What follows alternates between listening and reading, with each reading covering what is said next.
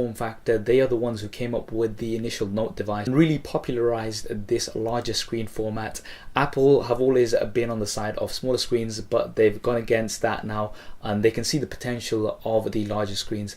And we've got the iPhone 6 Plus. So these two are going to be going head to head. But what are the key differences in specs and features? Well, do hit that thumbs up button and let's find out. Now, initially looking at the size differences, the iPhone 6 Plus is actually a bit taller, 4.6 millimeters taller compared to the Samsung Galaxy Note 4, and it's roughly about 0.8 millimeters smaller in terms of width, and also 1.4 millimeters smaller in terms of the thickness. So it's quite a thin device, but still quite tall. Now, looking at the size differences in screen, the Samsung Galaxy Note 4 has a 5.7 inch display, whereas the iPhone 6 Plus has a 5.5 inch display. So although the Note 4 has a larger display, it's actually shorter compared to the iPhone 6 Plus, and it's not that much bigger in terms of width, just 0.8 millimeters, so not even a full millimeter. Yes, the iPhone 6 Plus is quite a bit thinner. So this is definitely something to bear in mind with the Samsung Galaxy Note 4, that you're actually getting a larger screen on a smaller device in terms of height. Now, in terms of the differences in displays, the Samsung Galaxy Note 4 has a Super AMOLED display, whereas the iPhone 6 Plus has a backlit LED IPS display. Now, this will come down to personal preference. Both are very, very good displays based on their previous models. They are very, very good. Definitely some of the best in the market out there at the moment. So I don't think you can go wrong with either. Now, in terms of the resolution, the iPhone 6 Plus has a 1080p resolution, so that's 1920 by 1080. Works out to roughly about 401 ppi pixel density. I'm actually glad that they went for a standard screen resolution here, because usually they go for something random. I mean, the iPhone 6 is 1334 by 750, very, very random there. So that the fact that they've gone for a standard resolution here is absolutely great. But the Samsung Galaxy Note 4 definitely has an advantage here because it has a Quad HD display, so that's 2560 by 1440. So the advantage of resolution definitely goes to the Samsung Galaxy Note 4 here. You've got many more pixels, and also in terms of pixels per inch, 515 versus about 401. So a big advantage here that you've got on the Samsung Galaxy Note 4.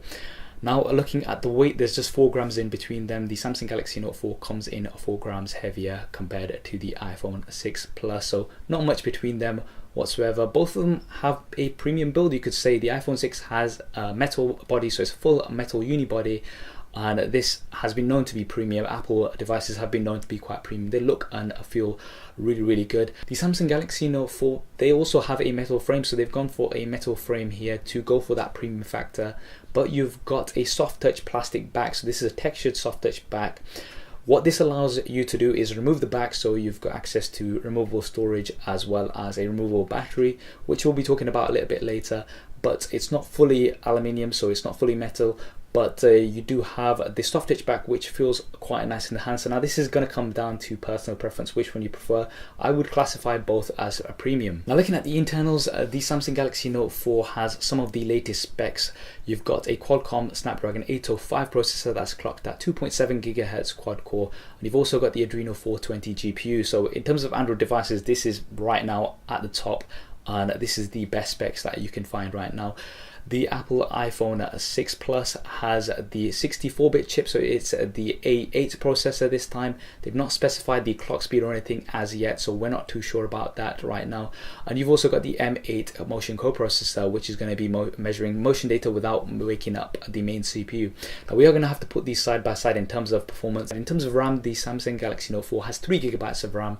The Apple iPhone 6 Plus, they've not specified how much RAM you've got here. It's probably going to be between 1 to 2 gigabytes. It definitely won't be 3 gigabytes.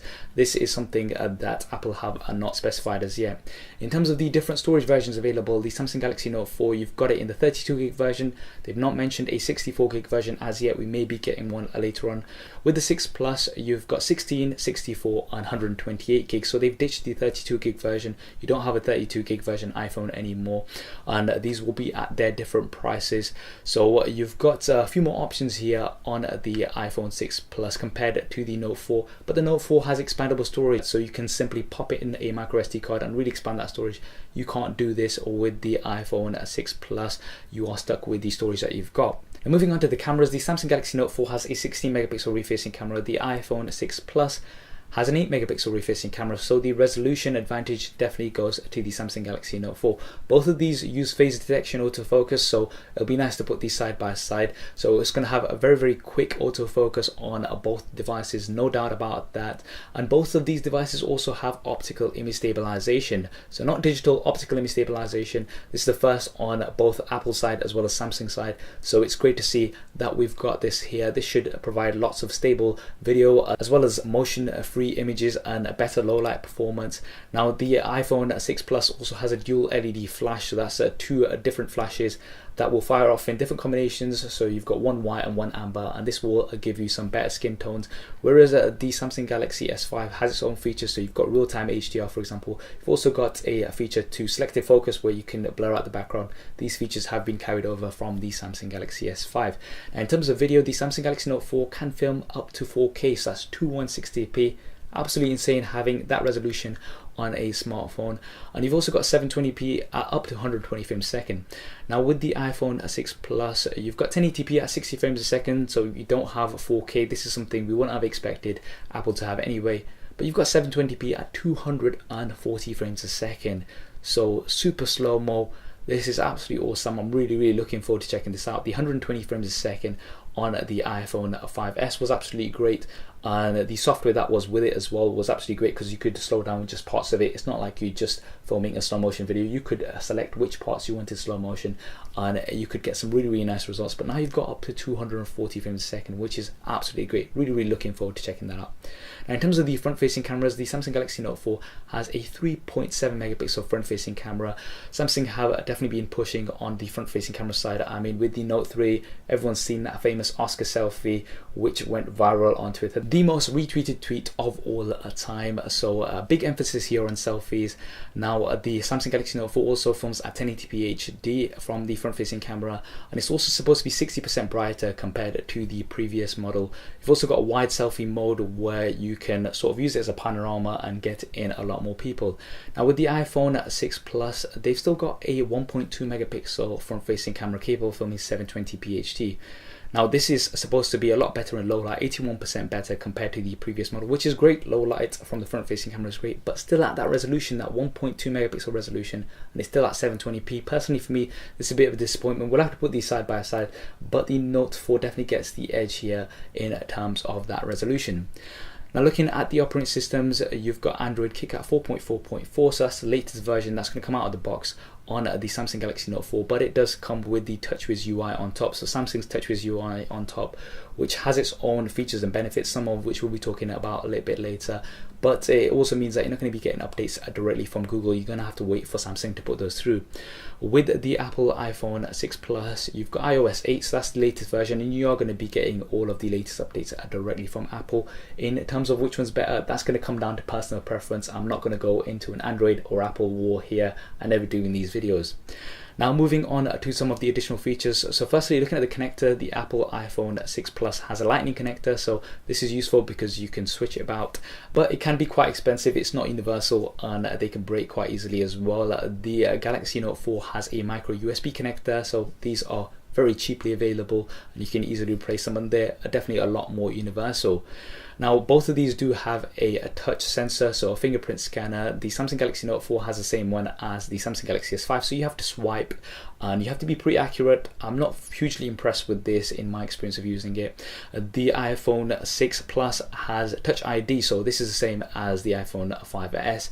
This you just have to touch, so you don't have to swipe, and you can do it in any angle as well. So the advantage for the Touch ID feature definitely, I think, lies on the iPhone side. It has been implemented a lot better. You've also got Apple Pay, so this is something new that they've introduced, and you're going to be able to use NFC payments, but you're going to be able to authorize them with your Touch ID, and Apple are partnering with lots of providers for this. Now the Note 4 does come with its own additional features. Firstly, you've got a heart rate sensor at the back of the device, which is going to be useful for your health apps. Plus. But the key feature on the Note 4 is that S Pen. Now this is something that separates it apart from lots of other devices. You don't have to use it if you don't want to, but if you do want to use it, it's the most accurate pen that you're going to be getting on any smartphone. It's twice as sensitive as the previous model, and you've got lots of features. So advanced multitasking on here, you can use the pen as you would do a mouse. You can take pictures of text and it will convert it into editable text on your smartphone. And the Note 4 is really known for the multitasking abilities. You can just drag from the top corner and you can pop out a window and have multiple apps running at the same time on the same screen, really utilizing that screen space as well as all of those features of the Note 4. So the S Pen is really nice. Now with the iPhone 6 Plus, they've actually gone for some features to optimize that larger screen. So for example, you've got reachability on here, so if you tap the home button twice, it's gonna bring the screen down so you can sort of get to the top of something if you need. So that's quite an interesting feature. And also when you put it in landscape mode, it's going to work a little bit like the iPad mini, where it's going to split things and it's going to give you a little bit better use on that larger screen. So they have gone to optimize some of the features here on the iPhone as well. Now looking at the batteries, the Samsung Galaxy Note 4 has a 3220 mAh battery, which is removable, so you can remove it, you can replace it, you can carry around a spare, which is a big advantage. With the iPhone 6 Plus, they've not specified what the exact size of the battery is, so we're not too sure about this right now. We're gonna have to wait till somebody actually opens it up and finds out what's in there. We're gonna have to put these side by side to see what the performance is like. With the Note 4, it is likely to have a larger battery compared to the iPhone 6 Plus. The other advantage that you've got with the Note 4 is that you've got fast charging, so you can go from 0 to 50% in 30 minutes, which is absolutely great. So the battery advantage I think does go here to the Samsung Galaxy Note 4 for that removable battery as well as the fast charging. Now finally looking at the price, the Samsung Galaxy Note 4, it's not confirmed as yet, but you're going to be expecting to pay roughly between 600 to 650 pounds in the UK, around about $750 in the US. Now this is based on the previous model, so the Note 3, and how much they were at the time of release, and it's expected to come early October. Now with the iPhone 6 Plus, you're going to be looking at £619 for the base model, or around about $750. So that's for the 16th version, and the iPhone 6 Plus is going to be available from the 19th of September. We're going to be able to pick it up in store. If you pre-order it on the 12th of September, you're probably going to be getting it a little bit later, probably around about the same time as the Note 4. So those are the key differences between the Samsung Galaxy Note 4 and the iPhone 6 Plus.